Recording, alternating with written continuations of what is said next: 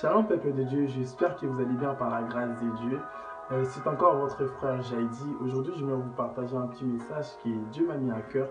Nous allons donc parler sur l'importance de l'intimité dans la vie d'un enfant de Dieu. Waouh, c'est génial ça, l'intimité. C'est très important pour la vie de chaque enfant de Dieu. Vous savez, la prière, l'intimité, c'est notre respiration. Une personne qui ne prie pas, une personne qui n'a pas d'intimité avec Dieu est une personne qui est morte spirituellement, même si la mort ne lui a pas frappé encore physiquement. C'est une personne qui est morte physiquement et les diables pourra très bien jouer de toi. Mais c'est pas ça le but de mon message. C'est pas ça les messages, les messages clés de mon message. Ce que moi aujourd'hui j'aimerais juste partager et que plusieurs personnes aujourd'hui ne bénéficient pas de la puissance du nom de Jésus. Plusieurs personnes aujourd'hui ne bénéficient pas de la promesse que Dieu a faite à tout enfant de Dieu, à savoir, en mon nom vous chasserez les démons, en mon nom vous imposerez les mains aux malades et les malades seront guéris. Tout simplement parce que ces gens-là n'ont pas d'intimité avec Dieu. Ces gens-là ne sont pas connus dans le secret. Ces gens-là ne connaissent pas, ne passent pas du temps dans le secret et donc ne reçoivent pas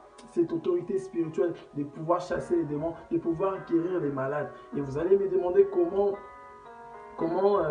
recevoir cette autorité spirituelle. Comme j'ai dit, on reçoit l'autorité spirituelle seulement en passant du temps dans l'intimité. Plus tu es intime au Saint-Esprit, plus tu vas recevoir cette autorité spirituelle. Plus tu es intime, plus tu passes du temps dans la prière, dans la méditation, c'est alors que là tu vas recevoir l'autorité spirituelle. Et lorsque tu invoqueras le nom de Jésus, les démons vont fuir. Lorsque tu imposeras les mains aux malades, les malades seront guéris. Mais si tu es une personne qui n'est pas intime au Saint-Esprit, tu peux beau invoquer le nom de Jésus, tu peux beau citer des versets, tu peux beau faire tout ce que tu veux.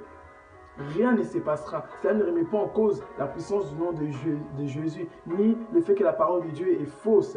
Mais cela nous remet en cause parce que Dieu ne nous connaît pas en secret. Dieu travaille avec ceux qui les connaissent en secret. Dieu ne peut pas travailler avec tout le monde. Dieu ne travaille pas avec n'importe quoi.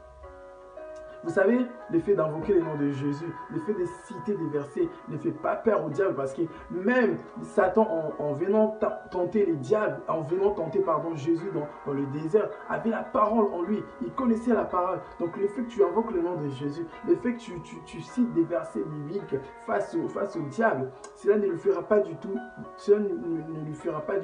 fuir en fait. Il faut savoir une chose. Lorsque Dieu te connaît dans le secret, lorsque tu passes du temps dans l'intimité, sache-le qu'en public, tu peux chasser les démons. Chasse-les qu'en public, tu peux faire fuir l'ennemi. Sache-le qu'en public, tu peux imposer les mains aux malades et les malades seront guéris. Sache-le qu'en public, tu peux démontrer la puissance de Dieu. Tu peux démontrer la puissance de Dieu. Nous allons prendre un petit exemple dans le livre des Actes des Apôtres, à partir du 19e Acte des Apôtres, chapitre 19, à partir du 10e verset, on ira jusqu'au 18. Je ne vais pas lire parce que sinon la vidéo va être très longue.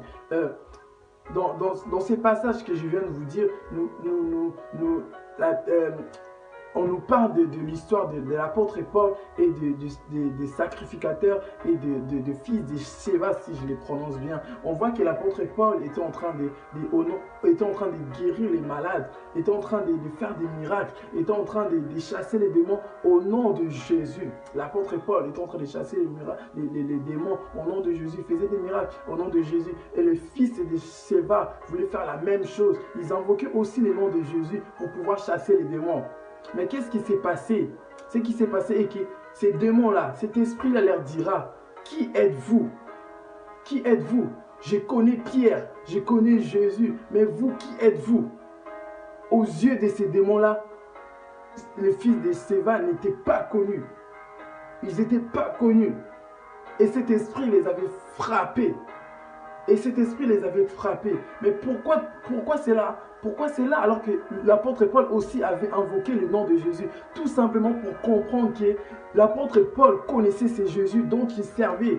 L'apôtre Paul passait du temps dans l'intimité avec Jésus. Voilà pourquoi lorsqu'il invoquait le nom de Jésus, les malades, les démons partaient. Et vous savez, le nom de Jésus devient puissant uniquement lorsque nous sommes intimes au Saint-Esprit. Soyons intimes au Saint-Esprit, que Dieu nous bénisse.